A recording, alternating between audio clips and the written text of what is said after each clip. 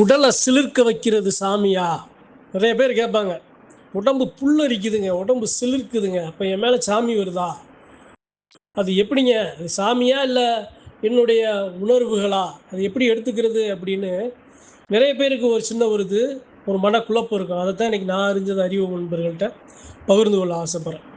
சரி, உடல் சிலிர்ப்பது சாமியா? உடல் சிலிர்த்தா சாமி எனக்குள்ளே இறங்கிருச்சுன்னு அர்த்தமா? சரி, உண்மை. சாமி வர்றதுக்கு முன்னாடி உடம்பு சிலிர்க்கும். உடம்பு சிலிர்க்காமல் சாமியே வராது. ஆனால் இது ஆரம்ப நிலை தான். உடம்பு சிலிர்க்கிறதுனாலேயே சாமி நமக்குள்ளே வந்துருச்சுங்கிறது அர்த்தம் அல்ல. சரி, உடம்பு எங்கெல்லாம் சிலிர்க்கும் தெரியுமா? எப்போது எப்படி ஒரு அதிசயமான நிகழ்வுகள் நடக்குதோ, இயற்கை ரீதியாக, தெய்வம் ரீதியாக, அல்லது மனித குணத்தின் ரீதியாக, அன்பாக, பண்பாக, பாசத்தின் ரீதியாக எப்போது ஒரு நிகழ்வு நடக்குதோ அப்போது உடம்பு சிலிர்க்கும். அது உடம்பு சிலிர்க்கிறது அப்படிங்கிறது சாமி இப்போ நானும் நீங்களும் உட்காந்து பேசிக்கிட்டே இருக்கோம் அப்படின்னா ஒரு கணத்தில் சாமியை நான் சொல்கிறது உண்மையாக இருந்தால் உங்கள் உடம்பு சிலிர்க்கும். நீங்கள் சாமியாடியாக இருந்தாலும் இல்லாமல் இருந்தாலும் உடம்பு சிலிர்க்கும். அப்போ அதுக்கு அந்த உடம்பு சிலிர்க்கிறதுக்கு ஏன் காரணம் அப்படின்னா அது உண்மை, அது சத்தியம் அப்படின்னு நம்மளுடைய உடல் கண்டறியும், நம்மளுடைய மனசு கண்டறியும். அதனால தான் அந்த அந்த உடல் சிலிர்ப்பை நம்மளறியாமல் ஏற்படுத்தும். சரி, அப்போ அது சாமி வந்ததுன்னு ஏற்றுக்கலாமா? அப்போ அதை நான் பேசுகிற சாமி, நினைக்கிற சாமி, எல்லையில் இருக்கிற சாமி வந்துருச்சுன்னு ஏற்றுக்கலாமா? அதாவது எப்படி சொல்கிறது அப்படின்னா, உடம்பு சிலிர்க்கிறதுங்கிறது எல்லாருக்கும்லாம் சிலிர்த்துறாது. ஒரு ஆலயத்துக்கு போகிறீங்க, ஒரு சாமி இருக்கிற இடத்துக்கு நீங்கள் போகிறீங்க, அந்த சாமி நல்லா சக்கரமாக அந்த எல்லையை சுற்றி நல்லா பரிபூரணமாக பேசுது அப்படிங்கிற பட்சத்தில் நீங்கள் போய் நல்ல எண்ணம் கொண்ட சத்தியமான மக்கள் நீங்கள் போய் மிதிச்ச கணம் அங்கே இருக்க சாமி சந்தோஷப்படும், அந்த எல்லையில் இருக்க தெய்வம் சந்தோஷப்படும். அந்த தெய்வம் சந்தோஷப்படுறத உங்கள் உடலில் காட்டும். அதுதான் உடல் சிலிர்க்கும். இந்த எல்லையில் நான் இருக்கேன் அப்படின்னு காட்டும். அதான் உடல் சிலிர்க்கும். இப்போ குலசாமி கோயிலுக்கு உள்ள சாமி இருக்கு, உள்ள போன உடனே இருக்கிற சாமியை நாம உணர்ற நம்ம வைக்கிறது யாரு அப்படின்னா நம்ம உடம்புல இருக்கிற சிலிர்க்கிற அந்த உடல் சிலிர்ப்பு தான். சாமிக்கு அபிஷேகம் ஆராதனை நடக்குது, நல்லா லட்ச விளக்குல அப்படியே அந்த தெய்வத்துக்கு ஆபரணம் ஆபாரணை காட்டுறாங்க. அப்போ நான் பார்க்கும்போது அப்படியே மெய் மறந்து பார்க்கும்போது என்னுடைய உடல் சிலிர்க்கும் பாருங்க. அப்போ அந்த இடத்துல சாமி மகிழ்ச்சியா இருக்கு, அதனுடைய பார்வை நம்ம மேல படுது. யாரெல்லாம் அந்த சாமியை பார்க்கும்போது உடல் சிலிர்த்து தன்னை மெய்மறந்து பார்க்குறாங்களோ அவங்க எல்லாம் அந்த சாமி பார்க்குதுன்னு அர்த்தம். புரிஞ்சுக்கிறோம். சரிங்க, பதிவுக்கு வருவோம். அப்போ உடல் சிலிர்க்குதுங்க அப்படின்னா சாமி இல்லையாங்க? அப்போ உடம்புல சாமி வராமல் தான் அது உடம்பு சிலிர்க்குதா? இது மாதிரியான உண்மையான நிகழ்வுகள், சத்தியமான நிகழ்வுகளை உணர்றதுனால உடல் சிலிர்க்குதா? அப்போ சாமி எனக்குள்ள வந்ததுனால அது உடல் சிலிர்க்கலையா? அதாவது எப்படி சொல்றது அப்படின்னா, நீங்கள் ஒரு சாமியாடியாக இருந்தீங்கன்னு வைங்க, நீங்கள் ஒரு சாமியாடியாக இருந்தீங்க அப்படின்னா உங்களுக்கு முன்னாடி இன்னொரு சாமியாடி பேசுகிறாருன்னு வைங்க, உங்கள் உடம்பு சிலிர்க்கும். உங்களுடைய ரோமம் நட்டு குத்தலாம் நிற்கும். புல்லரிப்புன்னு சொல்லுவோம்ல, ஏதோ தொட்டும் தொடாமல் போகாது. உடம்புல இருக்கிற மனித உறுப்பில் பெரிய உறுப்பு என்ன அப்படின்னா மனிதனோட தோல். அந்த தோல் முழுக்க, தோல் நிறக்க அந்த புல்லரிப்பு காணப்படும். அப்போ அதுக்கு சாமி என் மேலே வந்துருச்சுங்கிறது அர்த்தம் அல்ல. சரிங்க, சாமி வர்றதுக்கு முன்னாடி முதல் தொடுறது இதுதான். நான் சாமி இருக்கேன், நான் சாமியாடியாக இருக்கேன் அப்படின்னா எனக்கு உடல் சிலிர்க்குது. அப்படிங்கிற பட்சத்தில் நல்ல விஷயங்கள் எங்கெல்லாம் நடக்குதோ அப்போ அந்த மக்களுக்கு அந்த தெய்வம் உடலில் இருக்கிறதுனால அந்த நல்ல விஷயத்தை உணரும், உள்ளே இருக்க சாமி உணரும்.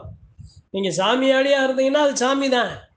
நீங்கள் சாமியாடியாக இல்லாமல் இருந்தால் அது தெய்வத்தோட அந்த வைப்ரேஷன் சொல்லுவாங்கல்ல, அந்த தெய்வத்தோட பார்வைன்னு சொல்லுவாங்கல்ல, அது கிடைக்கும். ஆனால் அதுக்காக உங்களுக்குள்ள நீங்கள் சாமி உள்ளே இறங்கிருச்சுங்கிறது அர்த்தம் அல்ல. இப்போ ஒரு சில சாமி ஆடிகளை தவிர ஒரு சில பொதுமக்கள் ஒரு சில வேண்டுதல் செலுத்துவாங்க. அக்கினி சட்டி எடுப்பாங்க, பூக்குழி இறங்குவாங்க, அதே சமயம் அந்த வாப்பூடு குத்துவாங்க, 1000 கண் பானை எடுப்பாங்க, பால் குடம் எடுப்பாங்க, காவடி எடுப்பாங்க, தேரை தன்னுடைய உடல்ல அப்படியே குத்தி இழுத்து தேரை இழுத்து போவாங்க. இது மாதிரியான விரத நாட்கள்ல அந்த சாமிக்கு கங்கணம் கட்டி விரதம் முடிப்பாங்க.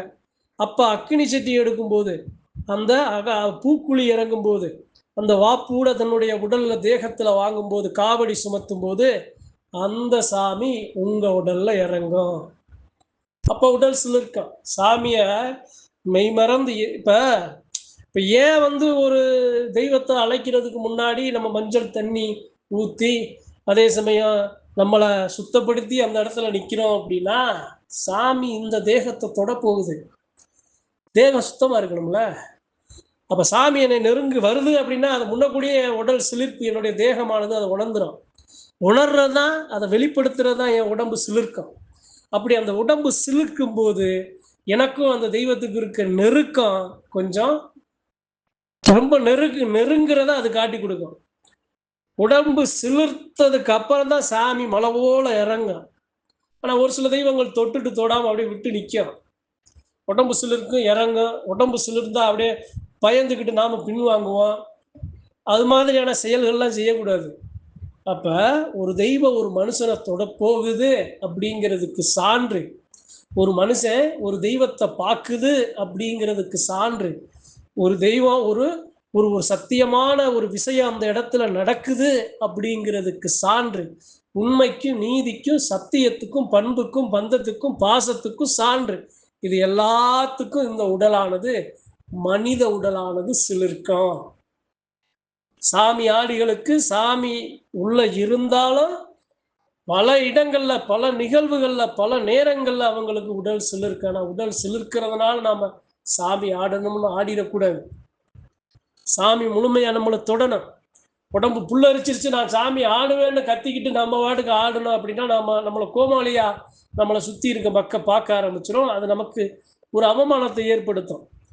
உடம்பு சிலிர்த்தாலும் தன் நிலை மறந்து தெய்வம் முழுமையாக உச்சம் தலையிலிருந்து உள்ளங்கால் வரைக்கும் என்னைய தொட்டு நிற்கணும் அப்படின்னு நீங்க நினைச்சு நின்னாதான் நீங்க பேச மாட்டாங்க, உங்களுக்குள்ள இருக்க சாமி பேசும். நீங்க சொல்ற சத்திய வாக்கு 100% அந்த இடத்துல பலிதமாகும்.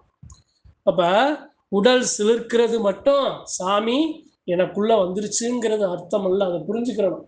ஒரு இலையில ஒரு சாமியாடி இருக்காங்க, சாமியாடி எல்லாம் மக்கள் அங்காளி வங்காளி பெருமக்கள் எல்லாரும் நிற்கிறாங்க. வருஷம் போய் என்ன பண்ணுறாரு, பூசாரி விபூதியை போடுறாரு, விபூதியை போட்டோன்னே உடம்பு புல்லரிக்குது, தசு புசுன்னு ஆடிடுறாங்க. என்னன்னு பார்த்தா 10 வருஷம் 15 வருஷமா அந்த இடத்துல சாமியே வரல. என்னப்பா இப்போ சாமியே வரலன்னு சொல்கிறீங்க, அப்போ இவ்வளோ வருஷமா எல்லாரும் தசு புசுன்னு ஆடி வந்ததெல்லாம் சாமி இல்லையா? அப்போ யாரு மேலேயும் சாமி வரலையா? அப்போ வேணும்னே ஆடுனாங்களா? சாமியே இப்போ தானப்பா வருது. சாமி வந்ததுக்கப்புறம் இத்தனை வாக்கு சொல்லுது, இத்தனை நல்ல காரியங்கள் நடக்குது, இவ்வளவு மக்கள் எல்லாம் ஒன்று கூடுறாங்க.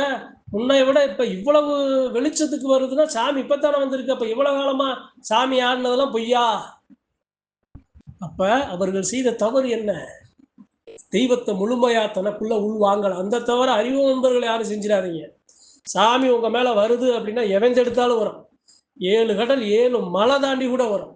எத்தனை கவசங்கள் எத்தனை கட்டுகள் இருந்தாலும் உடைச்சு உங்ககிட்ட வரும். நீங்க போய் சந்துல பொந்துல ஒளிஞ்சாலும் உங்ககிட்ட வரும். மண்ணுக்குள்ள போய் புதைஞ்சாலும் உள்ள தோண்டி உங்களை வெளியே தூக்கிட்டு உங்களை ஆட வைக்க. நீங்க எங்கேயும் ஓடவும் முடியாது, ஒளியவும் முடியாது. அப்ப அந்த சாமி வர்றதுக்கு உரிய அந்த பக்குவத்தை நாம ஏற்படுத்தணும். உடல் தயாராகிற சாமியை தயார்படுத்திடும். ஆனா நமக்குள்ள இருக்கிற அந்த ஆசை பேராசைகளை தெய்வத்தை முழுமையா நமக்குள்ள வாங்க விடக்கூடாது. அதனால இன்னைக்கு நான் அறிஞ்சதை, உடல் சிலிர்த்தால் சாமி இருக்கா அப்படிங்கிற பகிர்ந்து கொள்ள ஆசைப்பட்டேன்.